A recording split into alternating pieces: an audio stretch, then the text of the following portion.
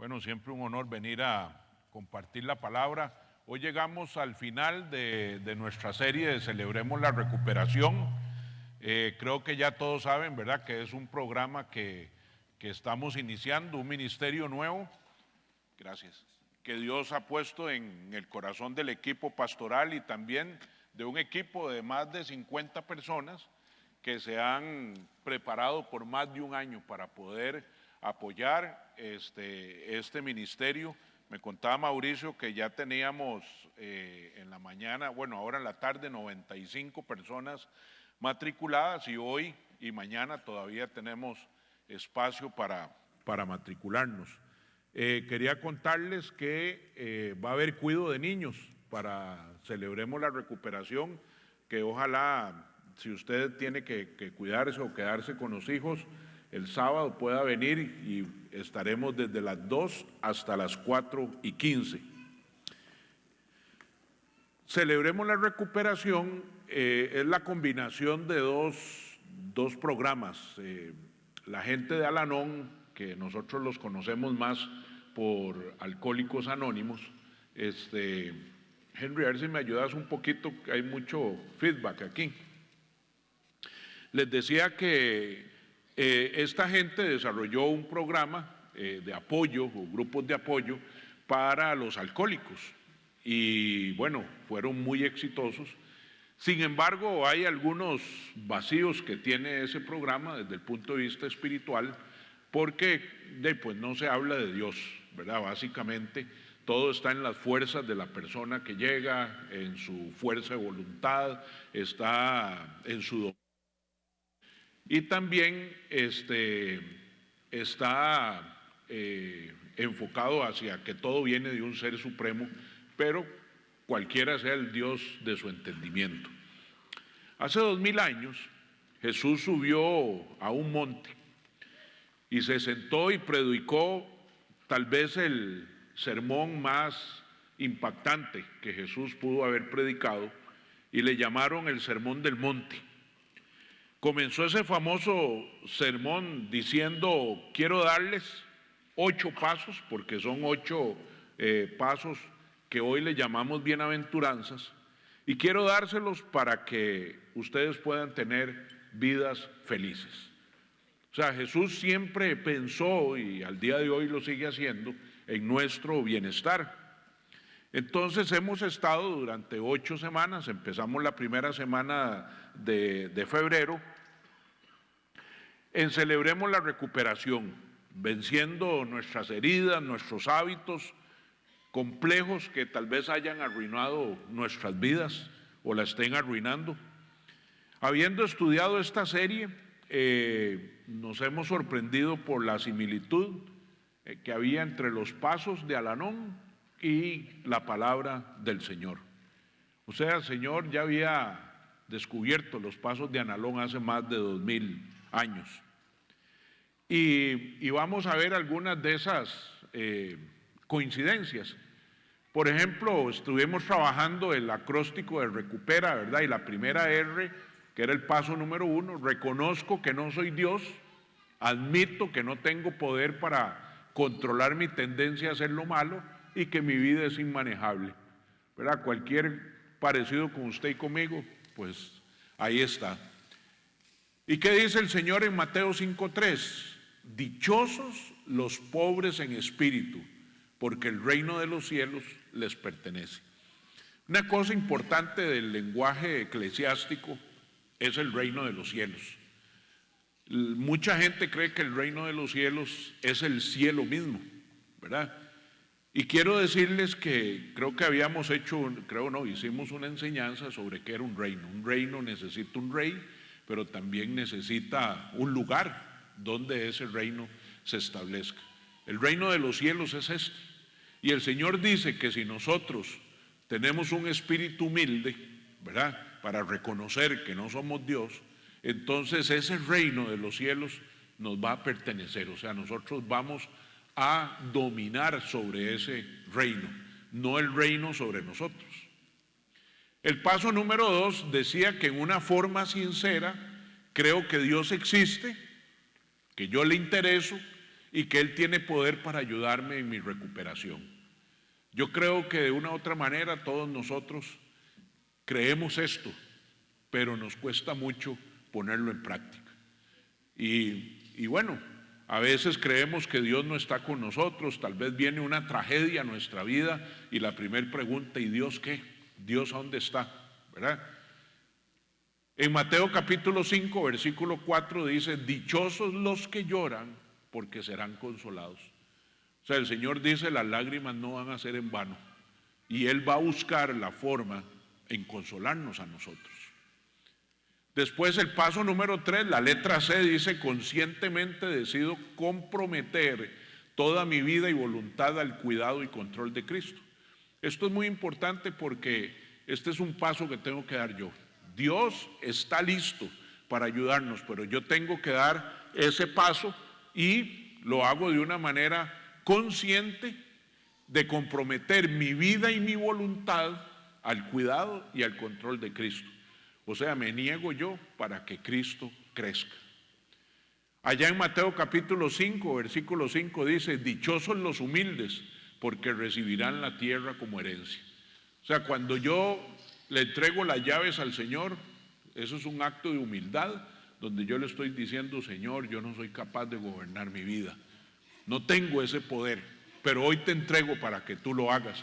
Y el Señor dice, dichosos los humildes, porque recibirán la tierra como herencia. Después estaba la letra U, dice, hay una apertura para un autoexamen y confesión de mis faltas a Dios y a alguien en quien confío. Aquí habíamos hablado que nuestro pecado tiene dos caminos. La primer parte del pecado es el perdón, y el perdón viene a través del reconocimiento y el arrepentimiento. Y eso quien lo hace es Dios, es el único capaz de perdonar pecados. Pero también vimos Santiago capítulo 1, ¿verdad? Donde dice que si confesamos nuestras faltas unos a otros y oramos unos por otros, seremos sanos. Entonces el pecado tiene dos caminos. Uno es el perdón que lo otorga Dios y otro es la sanidad de las secuelas de ese de ese pecado a través de mi confesión a otra persona, de la oración y de un arrepentimiento. Allá en Mateo capítulo 5, versículo 8 dice, dichosos los de corazón limpio, porque ellos verán a Dios. Este verán a Dios también ha sido tergiversado. Todo el mundo cree que es veremos a Dios allá en el cielo, en la eternidad. Eso es cierto, pero a lo que se refiere aquí es que todos los que pasamos por el proceso de limpieza de nuestro corazón, veremos a Dios actuar en nuestra vida. Veremos su poder actuando en nosotros, porque decidimos un día limpiar nuestro corazón y poder ir a una aventura nueva, pero en sus manos. Después vino la letra P, que para que Dios pueda hacer los cambios en mi vida, me someto voluntariamente a Él y con humildad le pido que remueva mis defectos de carácter. No que cambie mi carácter, sino los defectos de ese carácter. Y aquí la clave, la vimos con Mauricio, es la palabra voluntariamente. Una cosa de las grandes que Dios hizo fue dejar que nosotros decidamos. Usted y yo decidimos por dónde queremos caminar cada día. No es que Dios, ¿verdad? Hoy lo vamos a ver con más detenimiento, pero Dios podría controlarnos si Él quisiera. Pero no, dentro de su diseño nos dejó un libre albedrío para que yo tome decisiones y me someto voluntaria y humildemente a Él. ¿Para qué? Para que remueva o quite los defectos de carácter que yo tengo. Quiero decirles algo, Dios no se equivocó cuando nos puso el carácter que tenemos hoy, ¿verdad? Hay personas que tienen diferentes personalidades, unos son introvertidos, otros son extrovertidos, unos son sumisos, ¿verdad? O obedientes, otros somos un poco más rebeldes.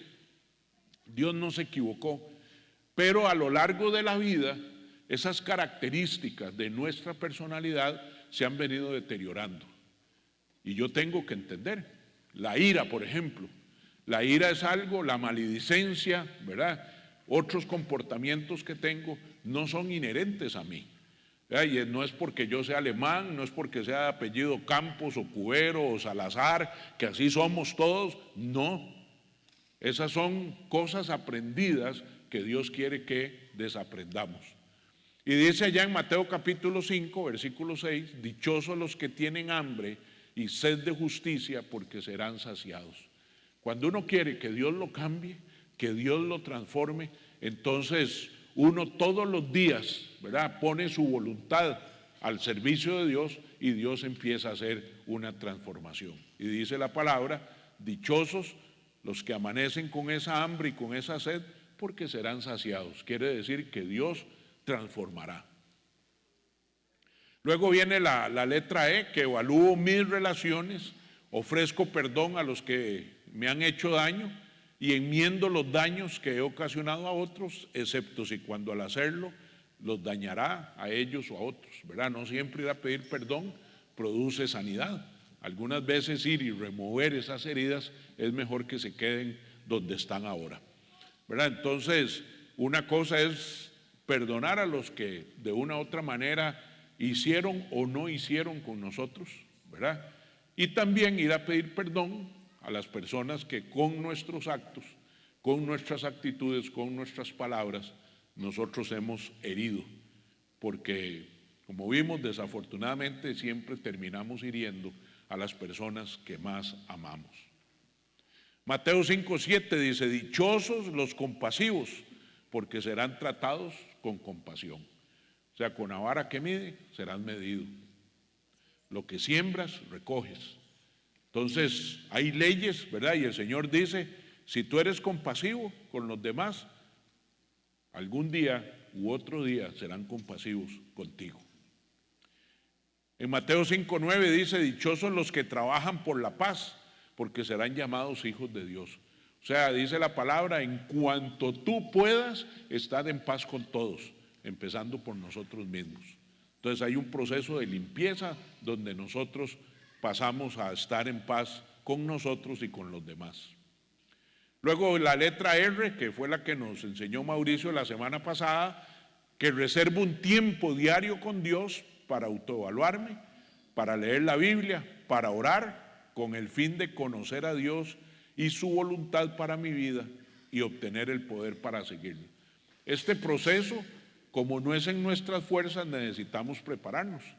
Entonces, ¿cómo nos preparamos? Apartando un tiempo para pasar con Dios, para escuchar su palabra, para ver qué es lo que Él dice que yo debo hacer, cuándo lo debo hacer, cómo lo debo hacer y empezar a hacerlo, ¿verdad? Entonces, para eso necesito invertir tiempo en mi recuperación. Y hoy terminamos con la letra A, que es que al rendir mi vida a Dios para ser usada, puedo llevar estas buenas nuevas a otros, tanto con mi ejemplo como mis palabras. O sea, yo creo que Dios no desperdicia una vida, no desperdicia nuestra vida. Y que nuestra vida va a servir para ayudar a otros. El desierto que pasamos, ¿verdad? Los tragos amargos que pasamos, tienen un propósito, y es que podamos ayudar a otras personas. Tal vez uno se pregunta en el caminar de la vida, Señor, ¿por qué tanto dolor? ¿Por qué permitiste que esto pasara en mi vida? Y hoy quiero que aprendamos por qué Dios ha permitido el dolor en nuestra vida. No hay un solo hijo de Dios que no haya sido herido. No hay un solo hijo de Dios que no haya pasado por pruebas. Algunas parecieran injustas, algunas parecieran de gratis. Yo no las busqué, yo no hice nada, sí, algunas vienen de gratis.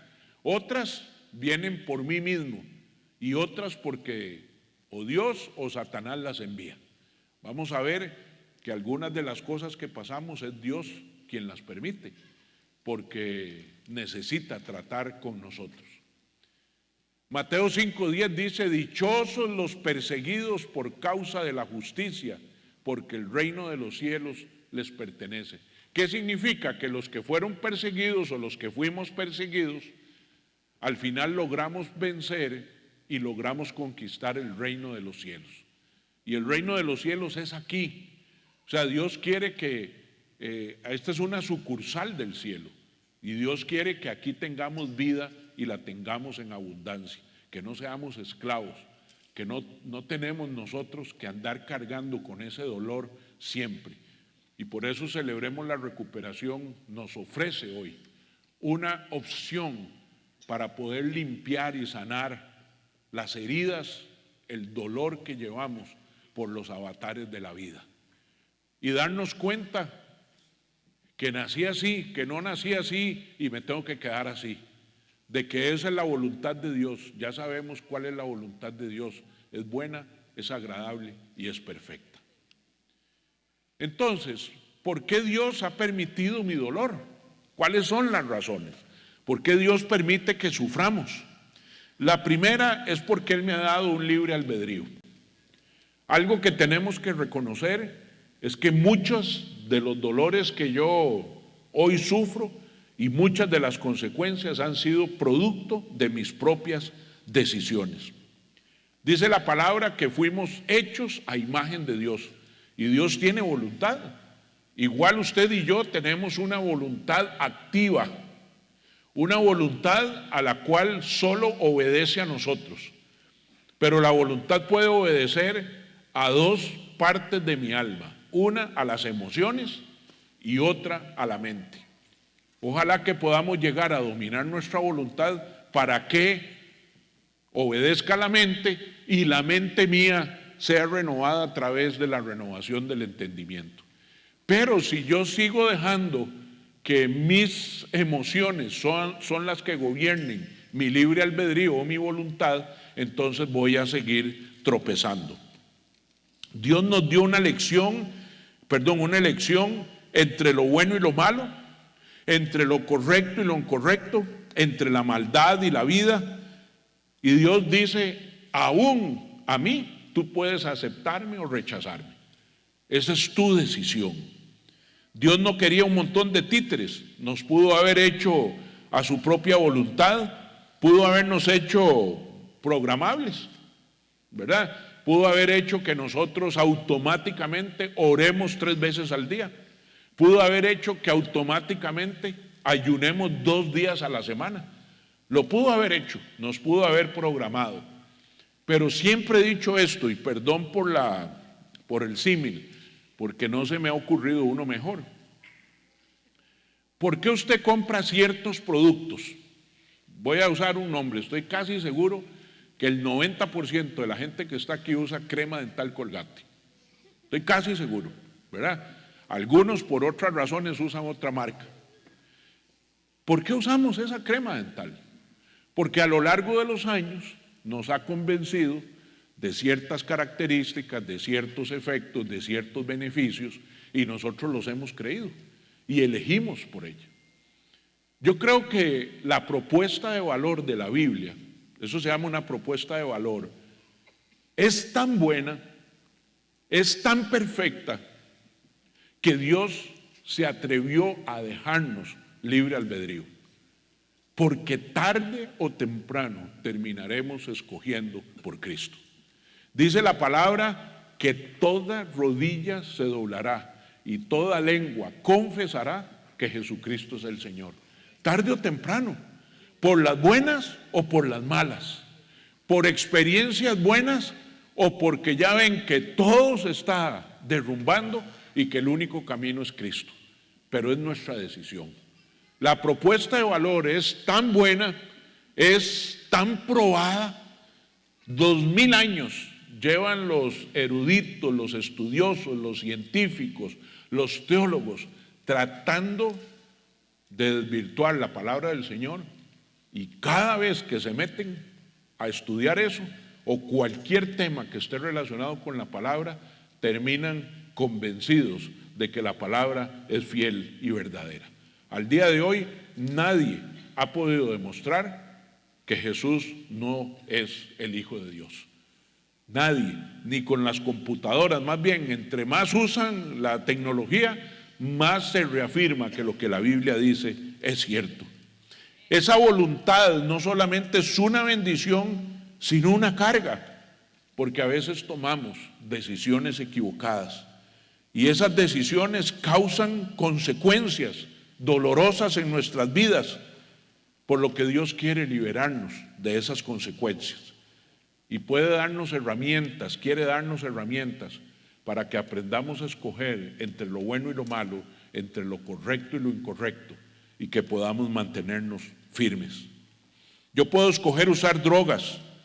Si me vuelvo adicto es mi culpa.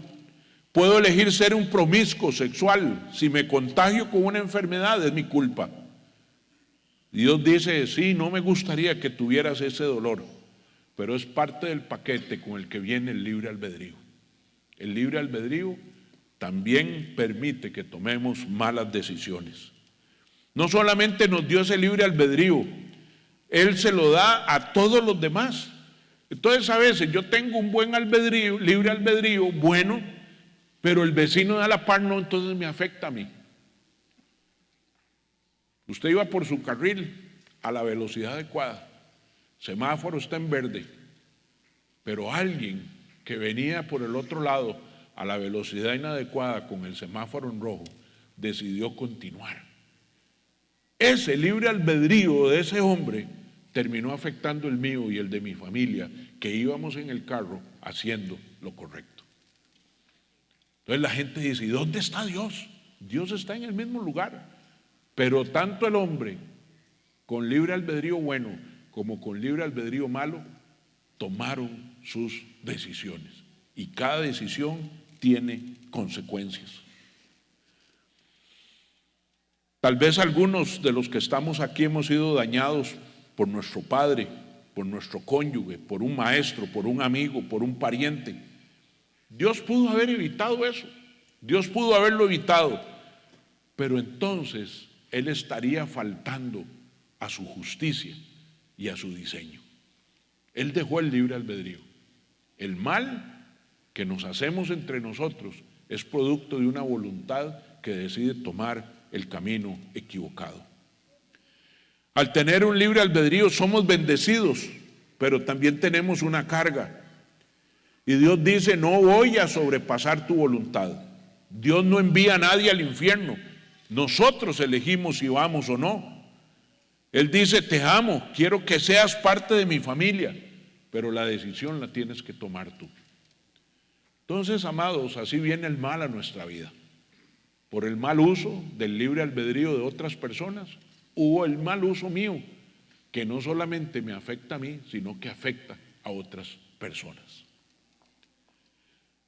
La segunda razón, dice Deuteronomio 11, el 26 al 27, hoy les doy a elegir, decisión, entre la bendición y la maldición. Bendición si obedecen los mandamientos, que yo, el Señor su Dios, hoy les mando a obedecer. Estoy preparando una serie que le he llamado ¿Están vigentes los 10 mandamientos? Porque son del Antiguo Testamento. Bueno, vamos a verlo. El Señor dice que Él nos dejó unos mandamientos para que nosotros tomemos una decisión. Pero yo puedo decidir no tomarlos en cuenta. Puedo decidir hacer como yo quiera. Entonces, hoy les doy a elegir. Hoy, el Señor dice, tú eliges. ¿Quieres seguir viviendo con ese dolor, con ese hábito, con esa adicción? ¿O quieres darte la oportunidad de que mi Espíritu Santo venga y transforme tu vida? Es tu decisión. ¿Por qué Dios ha permitido mi dolor? Para llamar mi atención. El Señor habla de muchas maneras, pero nosotros hacemos oídos sordos.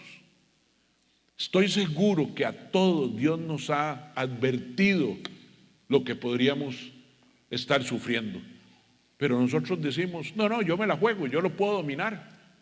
Entonces muchas veces Dios usa el dolor para llamar nuestra atención. El dolor es una luz de advertencia, es una alarma, un timbre que dice, es tiempo de que pares analices porque hay algo que está mal. El dolor no es un problema. Tu depresión, tu ansiedad, tu temor no es tu problema. Esos son alarmas, son luces de advertencia que te dicen que hay algo más que es tu problema y que hay que irlo a buscar. Es un síntoma. El dolor dice que algo está drásticamente mal en mi vida. Es el megáfono de Dios que nos susurra durante nuestros goces, pero que nos grita en nuestro dolor. Despierta, algo está mal. Vea lo que dice el Proverbio 20:30: el castigo le quita lo malo al perverso, porque el castigo hace cambiar a la gente. La pregunta es, ¿por qué tenemos que llegar al castigo? ¿Por qué nos tiene que castigar la vida? ¿Por qué nos tiene que castigar nuestro Padre? ¿Por qué?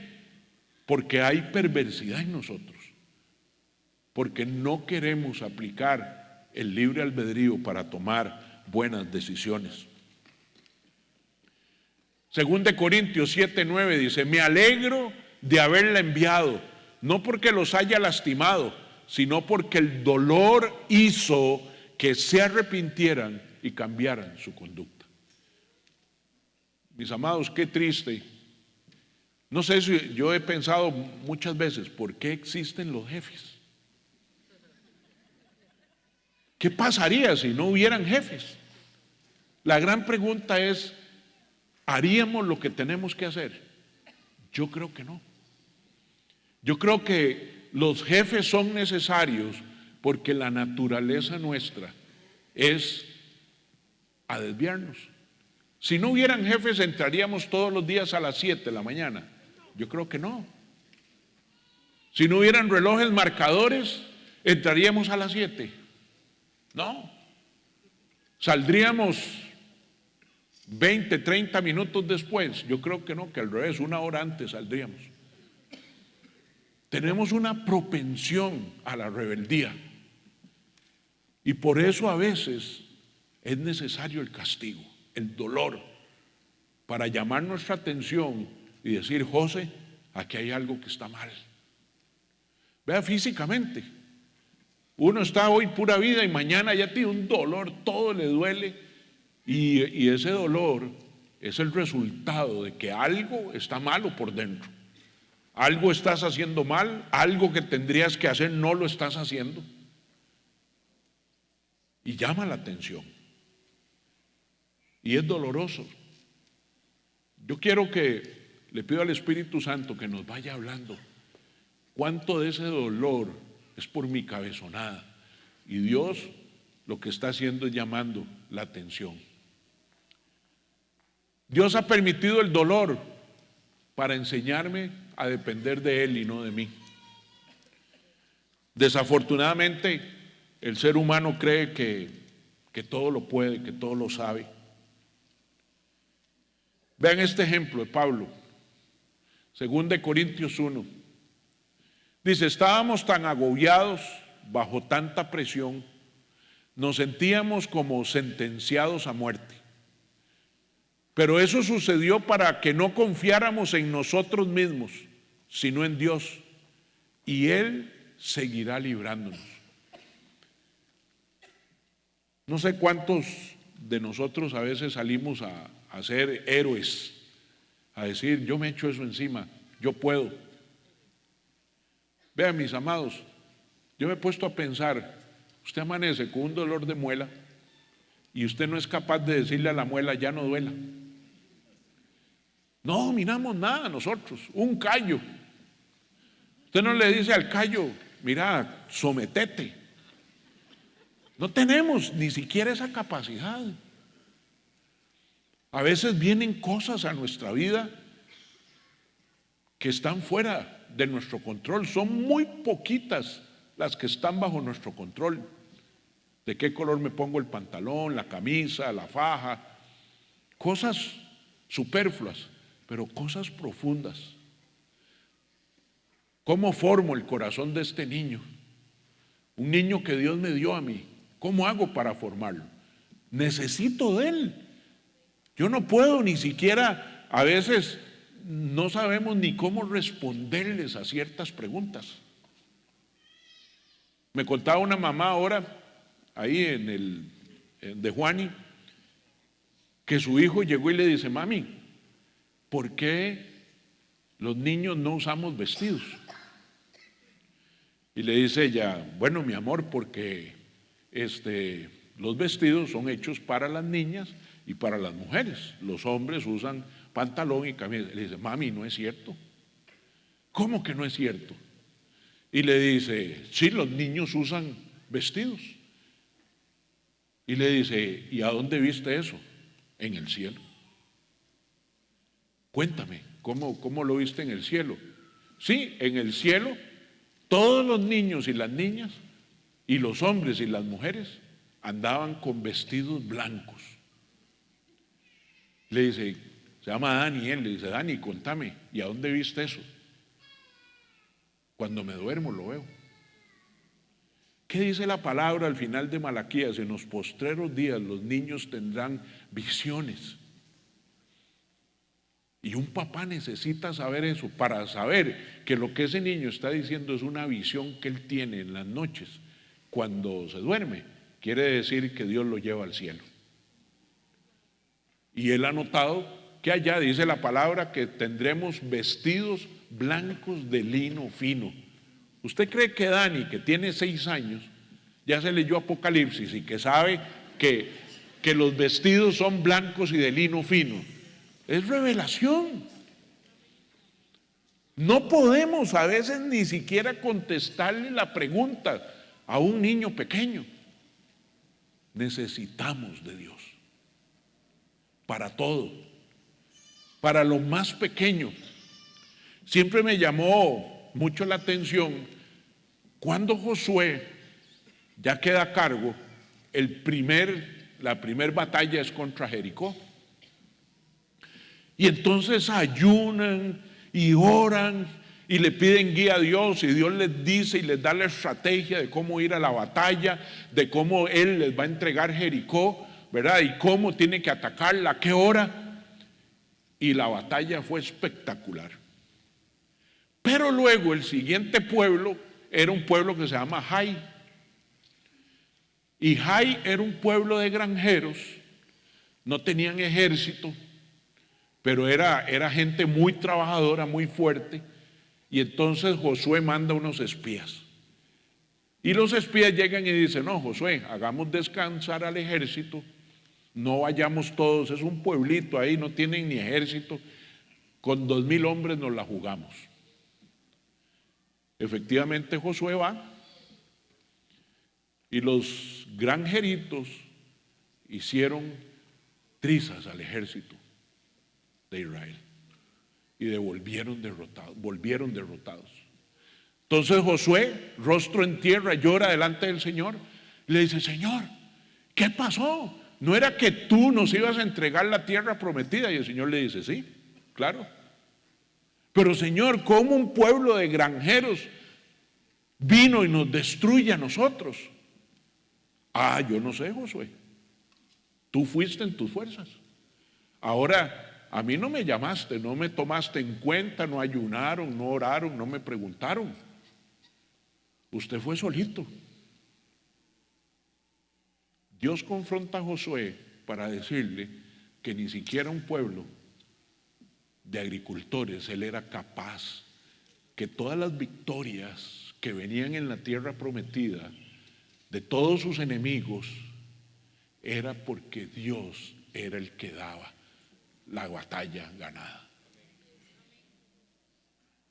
Josué se tira al suelo y le dice: Señor, tú tienes razón, perdóname, pero te voy a pedir una cosa: no nos hagas quedar en vergüenza, porque ¿qué dirán de tu pueblo? Ese es el pueblo del Dios Altísimo, que ni siquiera puede con un grupo de campesinos. Hazlo por tu nombre, Señor. Entonces el Señor le dijo: mañana vas a ir y yo te daré la victoria. Josué tiene la capacidad de reconocer que fue en sus fuerzas, pero que ahora va a regresar en el nombre del Señor. Mis amados, tú y yo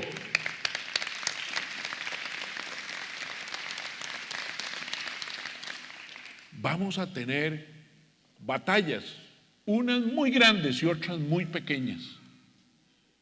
Cuidado con creer que las pequeñas le tocan a usted.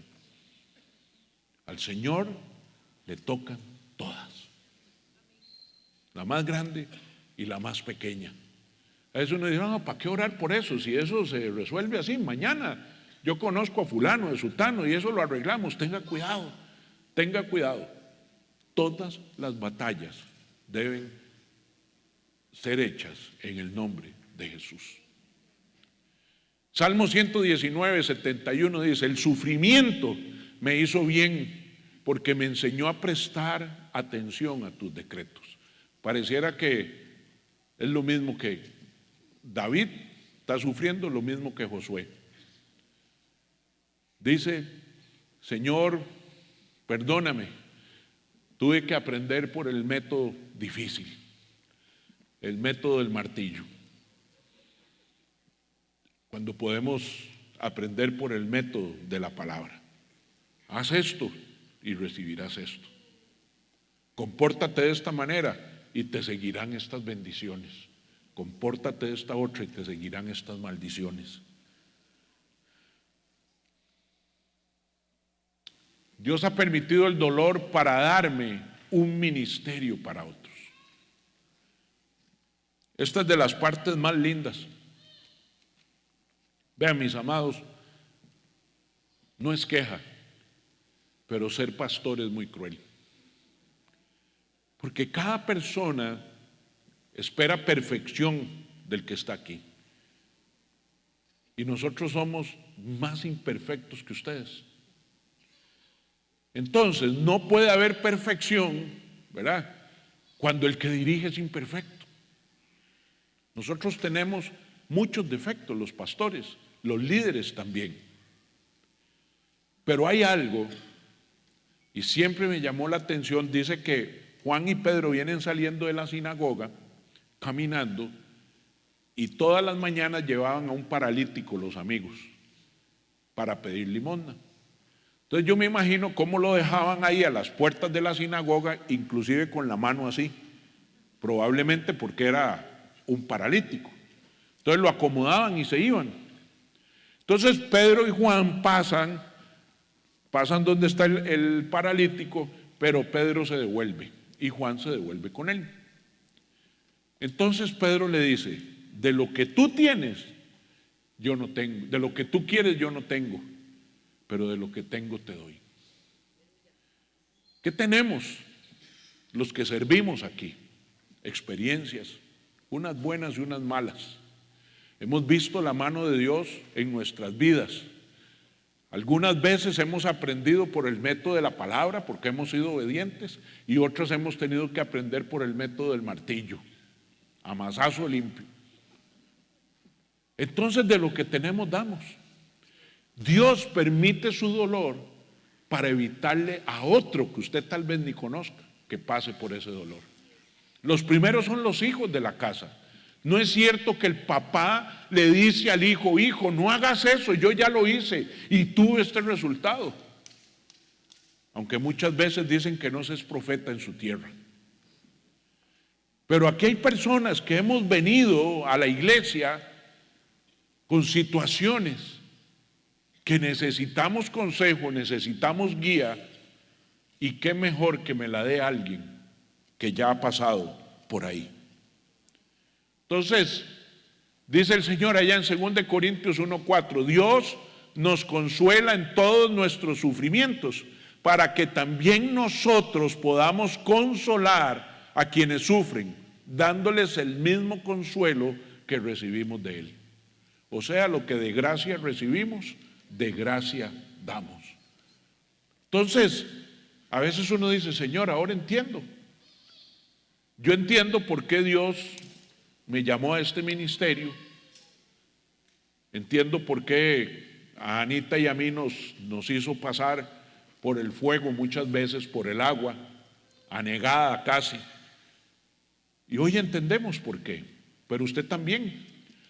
Yo no soy la excepción. Usted también ha pasado por su fuego para que usted pueda ayudar a otros. Todos tenemos heridas, hábitos complejos y necesitamos recuperarnos mental, física, espiritual, social y relacionalmente. Nosotros tenemos cosas muy raras. Tenemos comportamientos que no son buenos, que no traen buenas consecuencias. ¿Quién puede ayudar de mejor manera a alguien que está tratando con el dolor del abuso que el que fue abusado? ¿Quién puede ayudar mejor a alguien que ha perdido su trabajo y ha caído en bancarrota que a alguien que haya perdido su trabajo y que haya caído en bancarrota? ¿Quién puede ayudar de mejor manera a unos padres que tienen un hijo adolescente que está involucrado en relaciones sentimentales enfermizas que alguien, un papá, una mamá que haya pasado por ahí? Dios quiere reciclar nuestro dolor, pero para eso tenemos que ser abiertos y honestos, dar buen testimonio. Dios nos dio a Anita y a mí un ministerio inicial, fue con los matrimonios, porque los primeros 14 años de nuestro matrimonio fue un infierno. Ustedes han oído muchas historias. Así es que cuando alguno venía a mí y me decía, odio a mi esposa, la quiero ahorcar, y yo entiendo, por donde te comprendo perfectamente. Pastor, es que quiero matarla, yo te entiendo perfectamente. Pero en la otra habitación Anita también le decía, yo te entiendo perfectamente.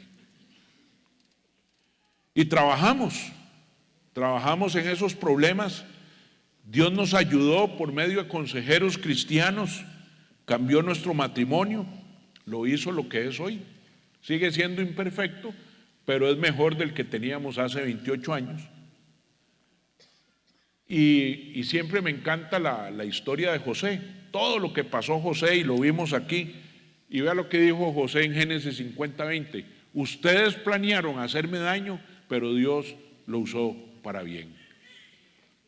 Igual nuestra vida, pasamos por tanta cosa, gente nos quiso hacer daño, nosotros que quisimos hacer daño, pero Dios lo usó para nuestro bien. Hoy yo puedo decirles así del fondo de mi corazón que no cambiaría lo que tengo por nada de lo del pasado. A pesar de que los días de hoy, algunos días son crueles, pero no son peores que los días de cuando no conocía a Cristo.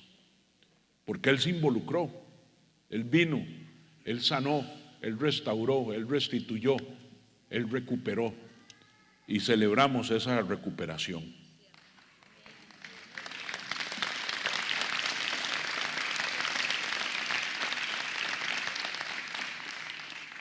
La gran pregunta es, voy a leer esta primero. En Pedro dice, estén siempre preparados para responder a todo el que les pida razón de la esperanza que hay en ustedes, pero háganlo con gentileza y con respeto.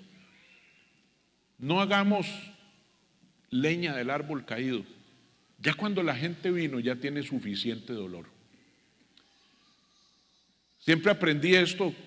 Era una compañía de seguros y resulta que hacen una evaluación de los últimos 5 años y las ventas de seguros han venido decreciendo en esa compañía específicamente. Entonces hacen un análisis y se dan cuenta que en los seguros de incendio y en los seguros de gastos médicos han venido decayendo las ventas, pero vertiginosamente. Entonces, esta compañía contrata a una empresa que haga la evaluación de cuáles son las causas, ¿verdad? Y resulta que el problema de la compañía estaba en el servicio al cliente. Si usted tiene un seguro de incendios, ¿cuándo va a llamar a la agencia de seguros? Cuando va a usar el seguro. Y si tiene un seguro de incendio es porque se le incendió la casa. O sea, cuando el servicio al cliente tomaba la llamada, la persona que está aquí, ¿cómo está? En angustia. Usted sabe, no sabemos si se le incendió parcialmente, si se le incendió completamente, y está llamando porque en su corazón está que ella tiene un seguro, que él tiene un seguro y que ese seguro le va a cubrir. Pero si usted le contesta, sí, ¿qué quiere? Ah, no, por el seguro eso no lo cubre. No, usted está mal, no, el seguro no cubre eso. Ah, el chiquito suyo jugando con un fósforo, no lo cubre. Vamos a ver, puede ser que sea cierto, puede ser que el seguro, por la forma en que se dio el incendio, no lo cubra. Pero usted no le puede decir eso a la persona. Mire, ¿cuál es su nombre? Mire, ¿a dónde vive? ¿Tiene el número de póliza? Voy a ver en qué le puedo ayudar. Claro que sí, mire, tranquilícese, todo va a salir bien, no se preocupe. O sea, el primer contacto tiene que ser empático. Ya la persona vino con su dolor, ya la persona está en angustia. Yo no puedo hacer leña del árbol caído. Ah, de ahí sí, hermanita, es que usted abrió la puerta, claro, libre albedrío. Usted no oyó al pastor decir, claro, de ahí, claro, usted es la tonta. ¿Usted cree que va a volver? La persona del seguro de gastos médicos, ¿cuándo llama? Está en el hospital, o la llevan en la ambulancia, o acaba de tener un paro cardíaco. Yo no sé si el seguro le va a cubrir o no, pero el primer contacto tiene que ser empático, tiene que ser solidario. Y el Señor lo dice, estén siempre preparados para responder a todo aquel que les pida razón de la esperanza. Si alguien pide razón de esperanza es porque está como desesperanzado.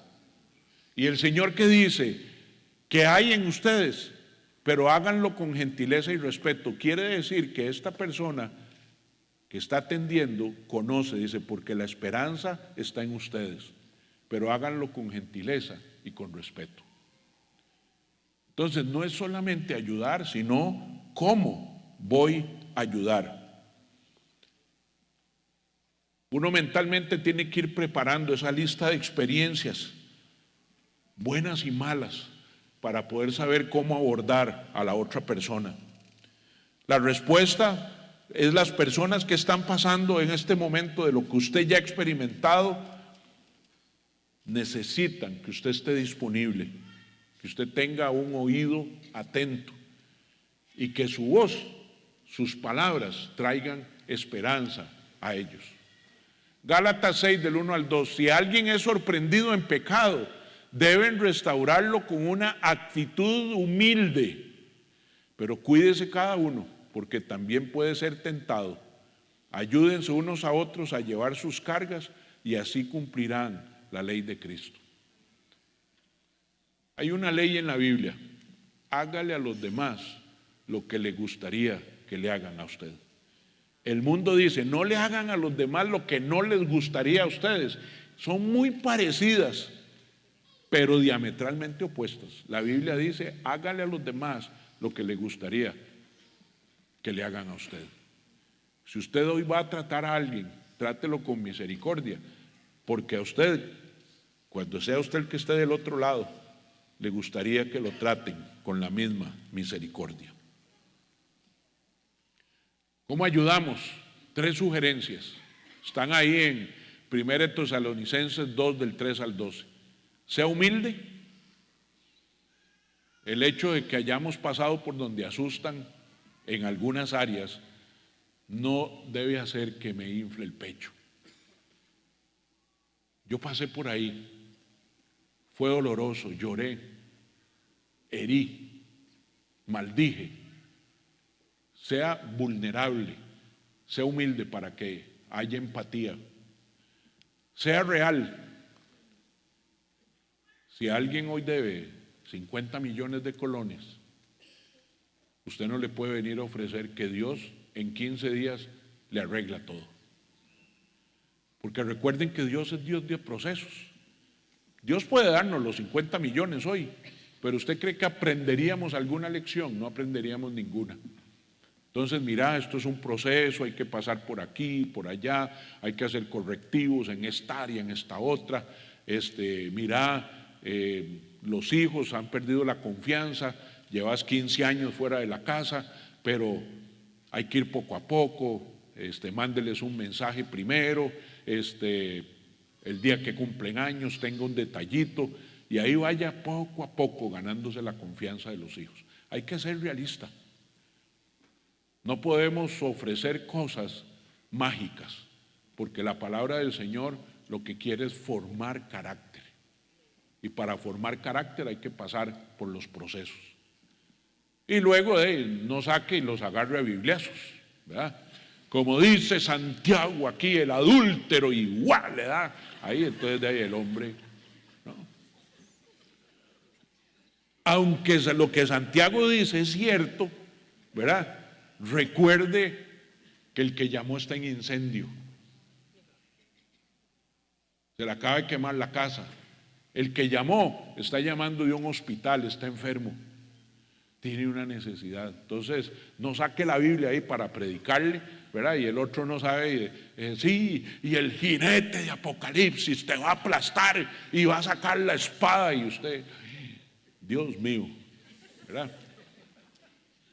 Hechos 20:24 dice: sin embargo, mi propia vida no cuenta con tal de que yo pueda correr con gozo hasta el fin de la carrera y cumplir el encargo que el Señor Jesús me dio de anunciar la buena noticia del amor de Dios.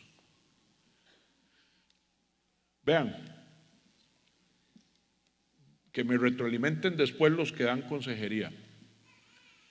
Hay gente que llega a consejería y le cuenta a uno cada cosa que hace, que uno quisiera agarrarlos del pescuezo ahí mismo. Uno dice, ¿cómo usted es capaz de hacer esto? ¿Cómo es tan? Y uno quisiera, ¿verdad? Pero Dios no tiene acepción de pecados. Por más terrible que le estén contando lo que hizo, debemos siempre hablar del amor de Dios, porque el amor de Dios cubre todo pecado. Entonces, no podemos actuar desde la humanidad, tenemos que actuar desde el amor de Dios. ¿Es difícil? Sí, es difícil. Y más si a usted le revuelve porque a usted se lo hicieron, ¿verdad? Entonces hay que tener mucho cuidado, porque Dios lo que está interesado es en la recuperación. A Dios le interesa la vida del santo y la vida del malvado. Si hay algo que Jesús no puede hacer o no sabe hacer, es qué hacer con un perfecto. No sabría Jesús qué hacer con un hombre perfecto, porque todo su ministerio, todo su ser está hecho para imperfectos como usted y como yo, para pecadores como usted y como yo. Y es un ministerio que solo a Dios se le pudo haber ocurrido. Solo ese amor inmenso es capaz de cubrir toda multitud de pecados. En nuestras fuerzas no podríamos, mis amados.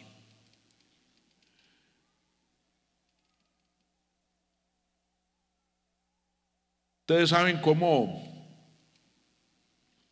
un alcohólico, ¿verdad? Yo les conté, yo no quería repetir el patrón de mi papá, pero terminé siendo un alcohólico. Nunca, gracias a Dios, perdí ningún trabajo.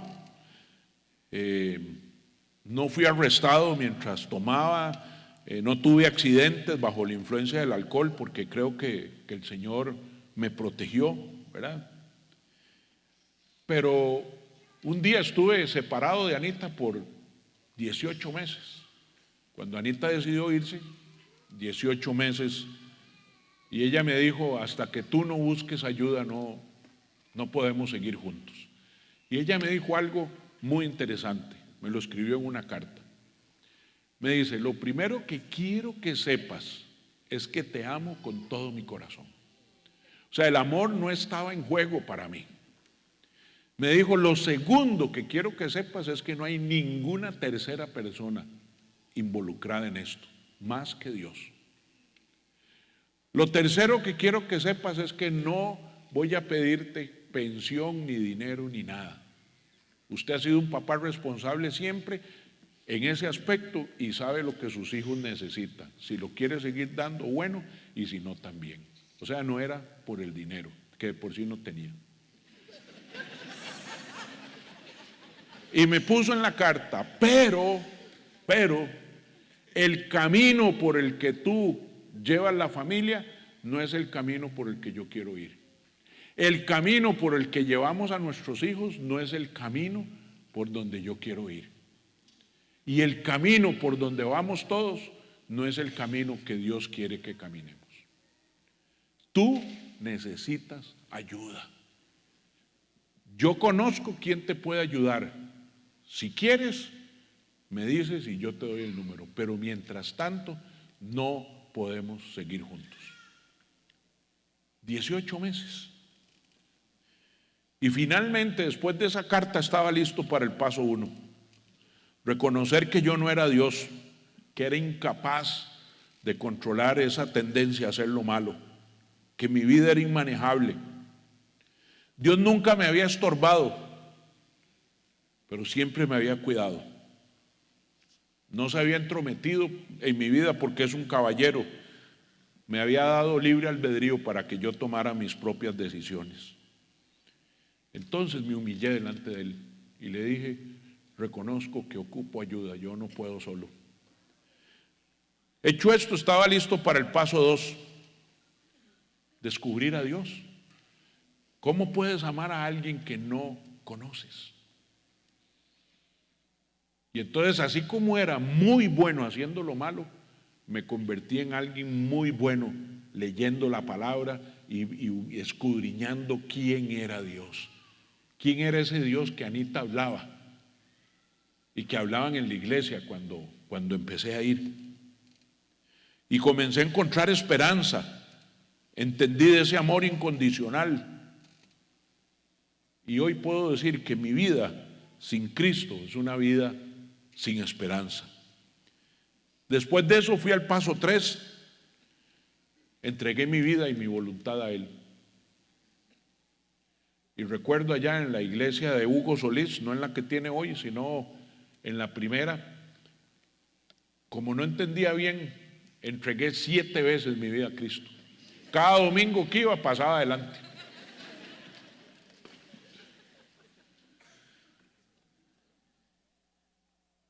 Luego de eso, examiné mis faltas, fui a un curso de sanidad interior. El pastor que dio el curso, que es uno de mis mejores amigos ahora, se llama Jorge Martínez, un pediatra. Él fue facilitador de mi grupo en el retiro de varones. Entonces hicieron un ejercicio muy lindo, porque cuando entramos pasaron una lista y dice, ponga la lista de las personas que usted más ha amado. Entramos un jueves, las personas que más ama. Ahí, listo. Yo puse ahí mis hijos, los nombres, los apellidos, quién era, mi papá, mi mamá. Y bueno, empezó el seminario de hombres de sanidad interior. Y entonces, creo que fue el viernes en la tarde, había que hacer una lista de todos los pecados en los que estábamos envueltos. Entonces nos dieron una lista para ayudarnos por si la memoria, ¿verdad?, no se acordaba de algunas cosillas. Mis amados, solo homosexualidad no marqué. Todo lo tenía. Era increíble. Una lista de toda la perversión que yo había permitido en mi vida. Y el sábado en la mañana, parte del proceso de sanidad, después de haber reconocido todo eso, ¿verdad?, era poder entregarle todas esas cargas al Señor. Y hacen la gran pregunta: de todo esto que has pasado, todo esto que has vivido, todo esto que has experimentado, ¿cuáles son las personas que más has afectado? A poner ahí quiénes habían afectado. Luego hubo una enseñanza que era el símil de cuando Jesús le lavó los pies a los discípulos. Entonces, este amigo mío, Jorge, él era el facilitador, entonces al grupo él nos lavó los pies. Llevaban ya unas tinas ahí con agua, jabón y champú, y nos lavaron los pies ese día. Y ahí estaba mi amigo, arrodillado delante de mí, lavándome los pies, y él decía: no me vea a mí, vea a Jesús. Jesús está limpiando, está lavando ahí. Y para mí fue tremendamente sanador saber de que le importaba a él y que él iba a hacer algo en mi vida y que iba a cambiarlo. Pero lo más triste fue cuando la lista que habíamos hecho el jueves y la del sábado la ponen juntas. ¿Y qué creen? Era la misma. Las mismas personas que amaba eran las mismas personas que mi vida fuera de Cristo hería, hurtaba y robaba. Qué tristeza, porque conscientemente jamás quisiera herir a los que amo, pero en la sutileza del pecado, cómo se mete en nuestras vidas, nos damos cuenta que esa lista es exactamente la misma. Las personas que más amamos son las personas que más herimos. Y entonces llegó el paso 5 y me sometí voluntariamente a que Dios cambiara lo que Él quisiera que cambiara. Y en mi caso empezó por las finanzas, porque era el martirio en la casa. La escasez siempre había estado ahí. Y ahí aprendí la definición de humildad. Cuando la Biblia dice mi gracia, en Primera Crónicas que dice bástate mi gracia, es todo lo que necesitas. Si usted va a mi oficina, tengo un almohadoncito ahí en el sillón pequeño que me recuerda la definición de humildad. Lo único que necesitas es mi gracia. Y eso es lo que yo entiendo. Para obtener todo lo que necesito hoy, para poder tener la fuerza, para poder tener los recursos de todo lo que se necesita, solamente por la gracia de Dios se puede lograr. Y llegó el paso 6, empecé a evaluar mis relaciones. Una de las razones por las que mi vida se había echado a perder era por las personas que andaban conmigo y yo con ellos. Y empezar a separar a esas personas, y me llegué a quedar solo. Y ahí entendí aquel versículo que dice: aunque tu padre y tu madre te abandonen, con todo yo te recogeré. Y aquí es donde se vuelve interesante, porque Anita y mis hijos asistían a la iglesia. Y un domingo que fui a visitarlos, porque yo estaba fuera de la casa, Marco, mi hijo, me dijo: papá, ¿por qué no vas a la iglesia con nosotros? Y fue la primera vez que fui a la iglesia. Pero me paré atrás, así como un policía, a evaluar todo, a ver cómo echaba abajo el sermón. Viera cuando pasaron recogiendo los diezmos y ofrendas. Bueno, yo dije: claro, este carajo lo que hace es sacarle la plata. Ahora entiendo qué hacía Anita con la plata de la casa.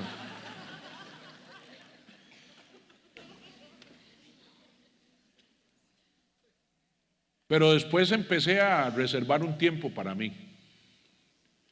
Un tiempo donde pensaba en mí, donde leía la palabra. Estuardo Ochoa me enseñó a orar. Bueno, con él hice la primera oración. Y ahí empezó Dios.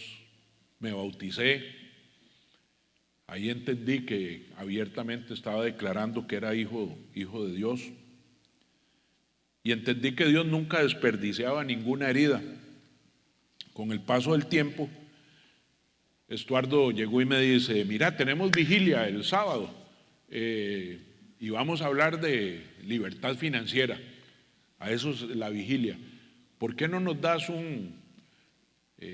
una charla de cómo se endeuda uno con las tarjetas de crédito. Yo tenía un PhD en tarjetas de crédito,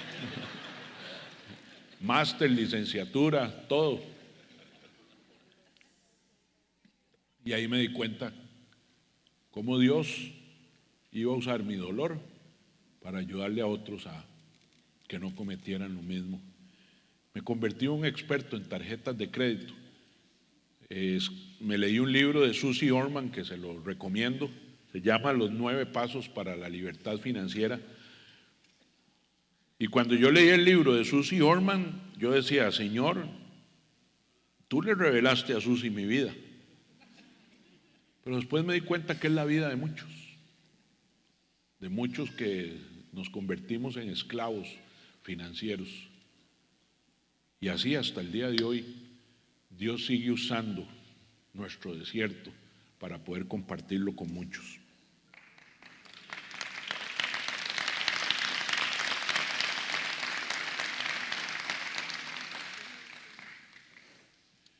¿Cómo ir por ese camino? Y quiero desafiarlo con esto. Si todavía no has comprometido tu vida a Jesús, hoy es el día para hacerlo. Porque para poder recuperarse, necesitamos que Jesús sea el centro de nuestra vida. Segundo, empieza a escribir tu historia. Haz esa lista por donde la vida te ha pasado.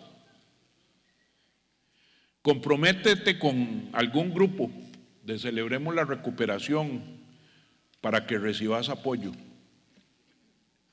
Y pídele a Dios que te ponga a alguien en el camino con el cual puedas compartir tu historia. Porque tienes que tener cuidado de no salir herido.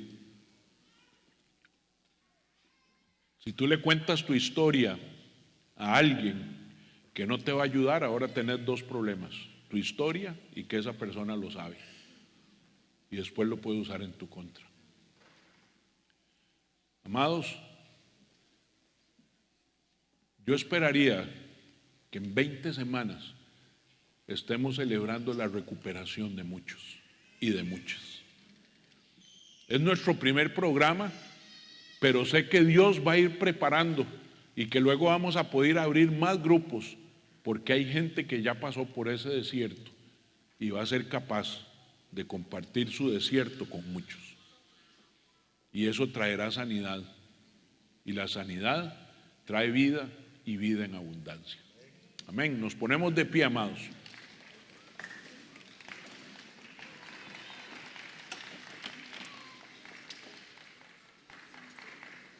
Amado Dios,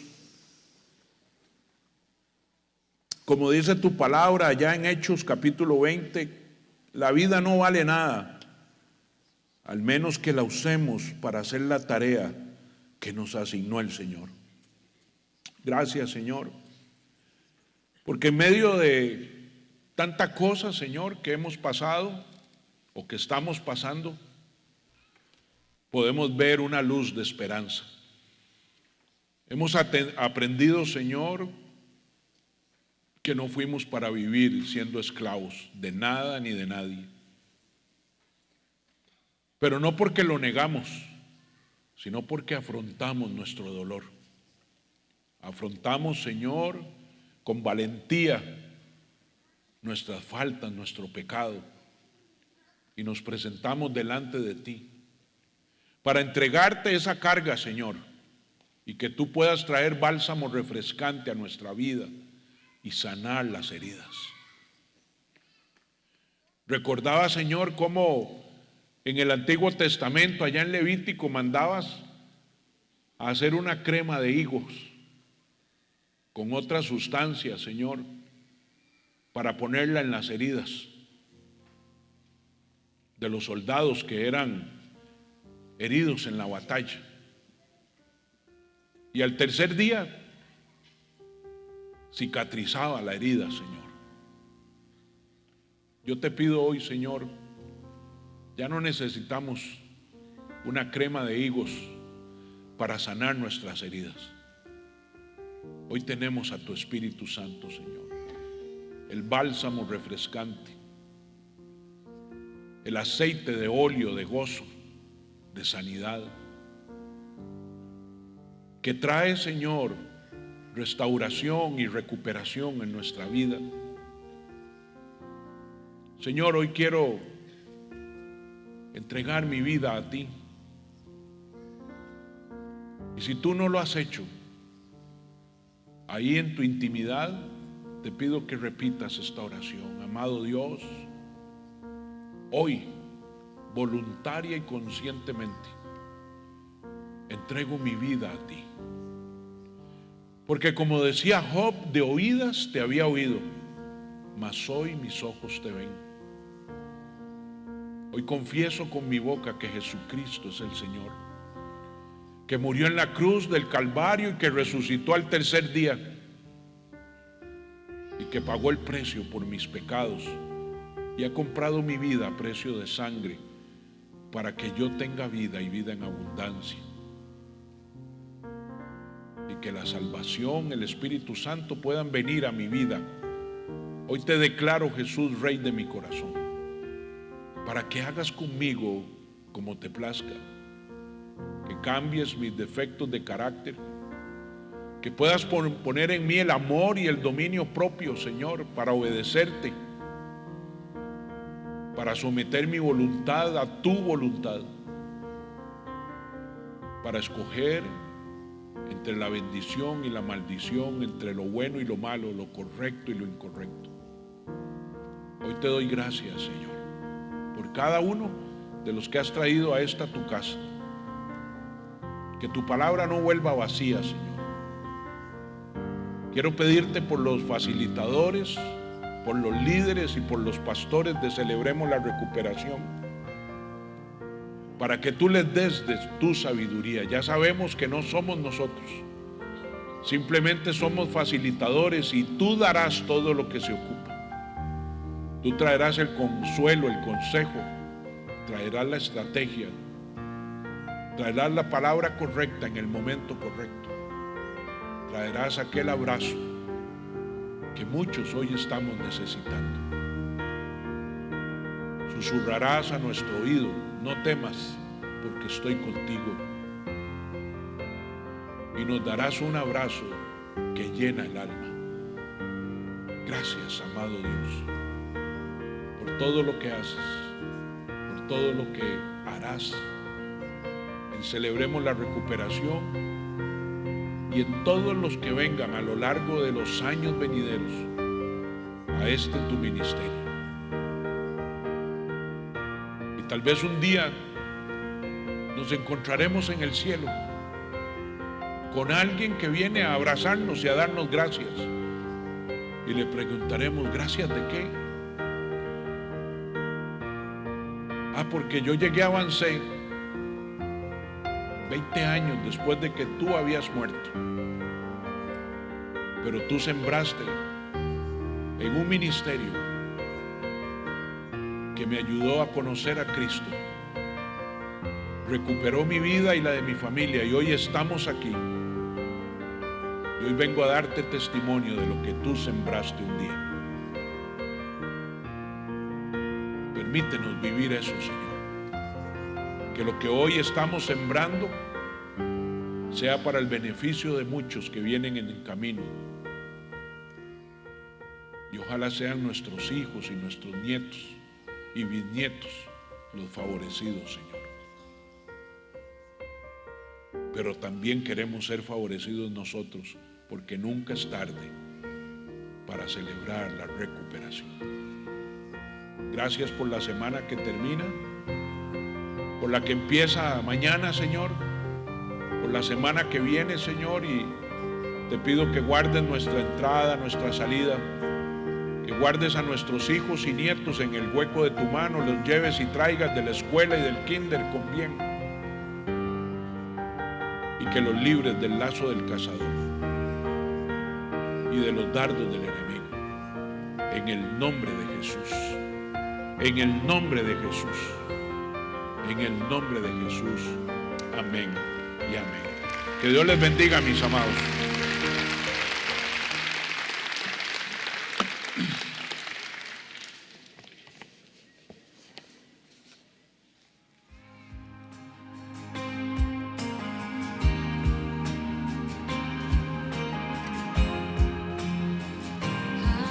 Vergarita.